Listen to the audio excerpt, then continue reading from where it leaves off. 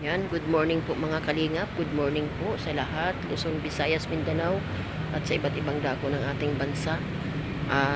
Sa una po, nagpapasalamat po ako sa Panginoon na maraming taong ginamit ang Lord. At higit po sa lahat, kay Kuya Val Santos Matubang, kay Ate Edna, kay Kalingap Rab at sa buong Kalingap team. Nandirito po ako ngayon sa extension po ng munisipyo at nilalakad ko po yung aalisin na po yung kapangalan ni Kalingap Eugene dito. Ayun. Toy? Okay, sige. Ayan po mga Kalingap. Pinipilapan ko na po ang dapat pilapan. Mabuti na lang po meron siyang pamangkin dito na nag-aasikaso po. At naayos ko na rin po yung sa Lucena kasi doon siya namatay. So ito po yung mga dapat kong ayusin at kalooban ng Lord. Sinabi ko na po kay Kuya Bal na yung Kalingap Eugene magiging Kalingap Prosto. Yun po ang kasi sayang naman po, malapit na siyang mamonetize. At bago naman po namatay si Kalingap Eugene, pinagbili niya po sa akin na ayusin ko po ito. So nandito po ako ngayon sa Bulihan, Silang Cavite. Yan po, kahapon po nagpapasalamat po ako sa mga taong ginamit ng Lord na si Kalingap Eugene po ay nailibing po ng maayos. So nakakalungkot lang po talaga.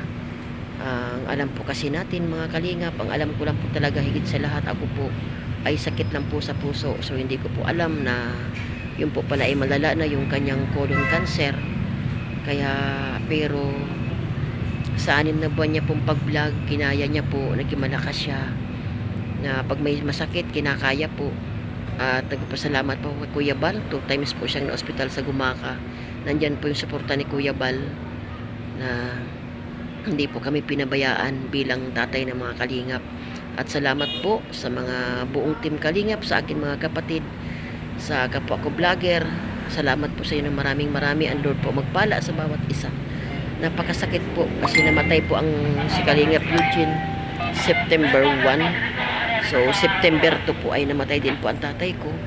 Hindi ko po nakita ang labi ng aking ama sa dahilan po na bawal daw po magpalipat-lipat ng patay. So hanggang sa nalibing po kahapon si Papa morning at hapon naman po nalibing si Kalingap Eugene. So nakakalungkot po mga Kalingap. At muli po, ako po yung humihingi sa inyo ng prayer request po na malampasan ko po lahat ng pagsubok, maging matatag po ako. At ako po yung malaki naman po ang tiwala sa Lord. So ayan po mga Kalingap po. Magbabayad po ako ng 2.5. Magbabayad po ako ng 2.5 para po sa release na katunayan po siya ay wala na po. Salamat po talaga ako sa mga taong ginamit ng Lord. So ayan po mga Kalingap, natapos ko na po. Grabe po. Pinakamahirap po pala ang mamatay. Ang namatayan, napakapatay na, malaki pang gastos. Salamat na lang po, may team Kalingap na tumulong po sa akin sa lahat ng oras. So pinagbayaran ko po ngayon nung pinaalis po yung kanyang sa munisipyo. 2.9 po. So ayan po. Ayan po mga Kalingap, ayan po yung extension po ng munisipyo yan. Municipal Extension Bulihan. So ayan po mga Kalingap, grabe. Nakakalungkot po.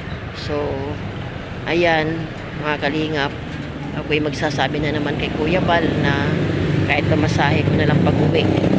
At babalik po ako ng Gumaka, Quezon. Itutuloy ko po yung nasimula namin mag-asawa. Kailangan maging matapang po ako. Tanggapin po ang maluwag sa puso.